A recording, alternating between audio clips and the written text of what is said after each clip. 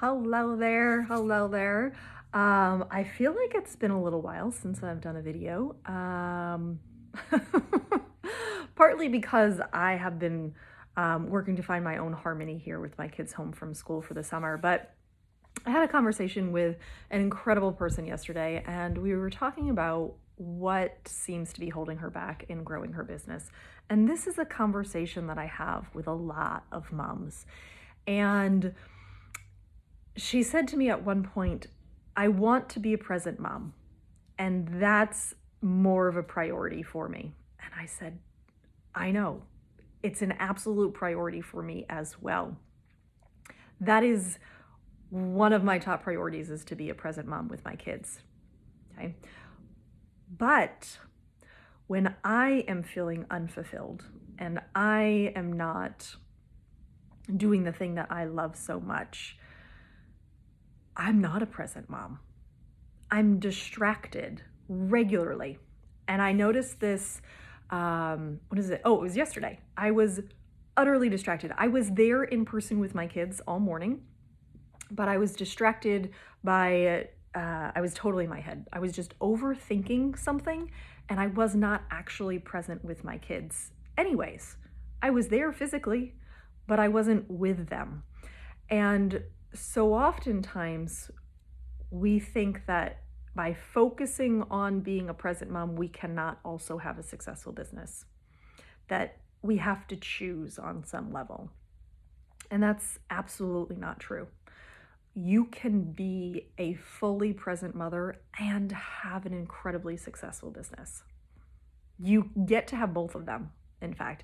And it's a beautiful thing when you find your harmony in this, because it looks very different for every single person, and every single client I've ever worked with, their harmony looks very different than any other mom that I've worked with. It gets to be unique to you. You get it. The reason among all of the things as to why we start a business is what? Time freedom, most likely, right? Like freedom to be present with your kids and to live the life that you want, because guess what? The life that you want is probably going to take some money on some level, right? And so that is really at the core why so many of us start these businesses. If you keep digging deeper, it's because we really want to make an impact in the world. And we feel that that impact needs to go beyond our four walls of our home, right? I know that this was the case for me. I was like, well, I love being a mom and I want more. I want to make a bigger impact. I want to be able to help other people be present moms, essentially, right? So when it comes to being a present mom, that requires you to show up for yourself first and foremost, right? And I can hear people go, oh, well, that's self-care, is just another thing on my list to do. No, showing up for yourself first allows you to show up for your kids undistracted. Because when you're sitting there at the beach and they want your attention, if you're worried about how the bills are going to get paid or what's going on for dinner or any of those other things, you are distracted. You're not actually present and in the moment with your kids. And that's not serving anybody, right? At all. Not even a little bit. So it is a gift to your kids for you to do something that you love. Because guess what? When you do something that you love, it generates more income, which generates more time freedom, which allows you to be even more present with your kids. Okay? So this was a trick that I learned early on as an entrepreneur when my kids were babies. And what I learned to do was to turn on and off my inspiration. Seems like a weird thing that you would want to turn off. But here, let me explain why this is so important. So I would inevitably get that incredible hit of inspiration or that really great download or that really cool thing for a post just as my kid was about to lose their shit, right? It would be like, oh my God, this incredible idea. And then all of a sudden, all hell would break loose and I would lose the thought, and then I'd be pissed that I lost the thought because it was such a good thought, it was such a great idea, and I'd be pissed that I lost it, and the kids would be screaming and I would be screaming, and it would be total anarchy.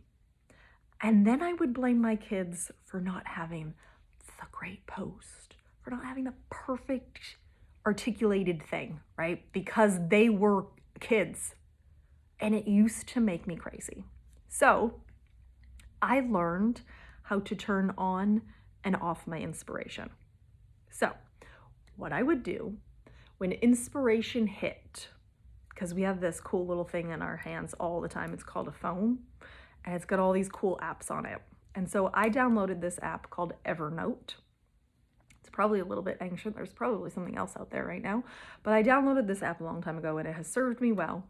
And so what I do is anytime that inspiration hits, I will jot down a sentence. Take a couple of notes if I can, but typically that first leading sentence, I'll jot it down. And then I have designated time throughout the week where I actually go back to those posts, bring up the inspiration, get myself back into that vibe of whatever was going on, and I create the post. And that is an incredible thing to learn as a mother, because there will probably be a distraction on a regular basis, and it's gonna irritate the crap out of you, but it's gonna be okay. And so whatever that fleeting thought was, oftentimes I actually get these when I'm on a run or on a bike ride, and I'll do a little voice memo on my watch. Remind me at such and such time of this idea. And I will tap back into that. I will turn my inspiration on when I actually have the ability to create, and I will create that content with that inspiration. And it is just as powerful as if it was in the moment. So that is my recommendation for today, and also my reminder to let you know that you can 100,000% be a present mom and have an incredibly successful business. You get to have both. You do not have to choose. Okay? So I'm sending you so much love. I hope you have an incredible rest of your day, and I will talk to you soon. Bye.